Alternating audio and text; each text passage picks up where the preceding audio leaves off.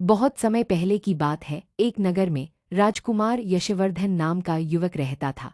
उसका जन्म राजसी वैभव में हुआ था। बचपन से ही उसने सुना था, इस संसार में सब सुख भोगों से ही मिलते हैं। जब वह युवा हुआ तो उसने निश्चय किया, मैं हर वह सुख भोगूंगा जिससे मेरी हर इच्छा तृप्त हो जाए। एक दिन मैं इतना संतुष्ट हो जाऊंगा कि फिर कोई इच्छा शेष ही न रहेगी। राजमहल में उसने नाच गान, स्वादिष्ट व्यंजन, सुंदर वस्त्र, रमणीय उद्यान, हर भोग जुटा लिए। लेकिन आश्चर्य की बात यह थी कि हर बार कुछ समय के लिए तो आनंद मिलता, फिर वही बेचैनी, वही अधूरापन। इच्छा थोड़ी देर के लिए थमती जरूर थी, पर फिर और तीव्र होकर लौटती। एक दिन थककर वह नगर के बाहर जंगल की ओर निकल गया, जहाँ एक महात्मा ध्यान में लीन थे। राजकुमार ने उन्हें अपनी कथा सुनाई और कहा, गुरुदेव, मैं सब भोग चुका, पर मेरी इच्छाएं शांत नहीं होती, क्यों? महात्मा ने शांत स्वर में उत्तर दिया, बेटा, तुम अग्नि को घी डालकर बुझाने की कोशिश कर रहे हो। भोगों को भोग कर इच्छाएं शांत हो जाए,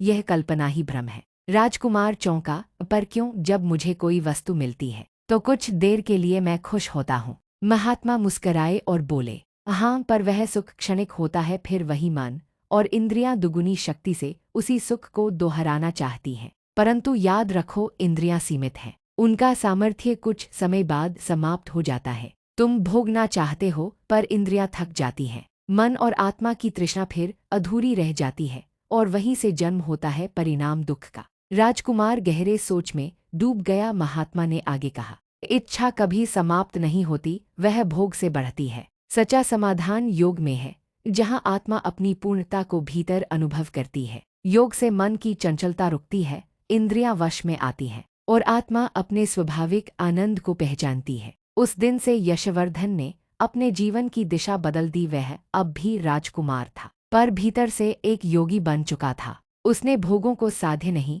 साधन मानना शुरू किया और ध्यान, संयम व आत्मानुशासन का जीवन अपनाया। कुछ वर्षों में जब नगरवासी उसे देखते थे तो कहते, जिसने इच्छाओं की आग बुझा दी वही असली सम्राट बना। जिज्ञा, इच्छाओं को भोग कर शांत करना संभव नहीं है, क्योंकि भोग से इंद्रियों की शक्ति बढ़ती है, और इच्छा भी यह एक अंतहीन चक्र है जिसका अंत दुख में होता है। योग ही वह मार्ग है जिससे आत्मा भीतर के आनंद को पाकर पूर्ण होती है, वही सच्ची शांति और मुक्ति है।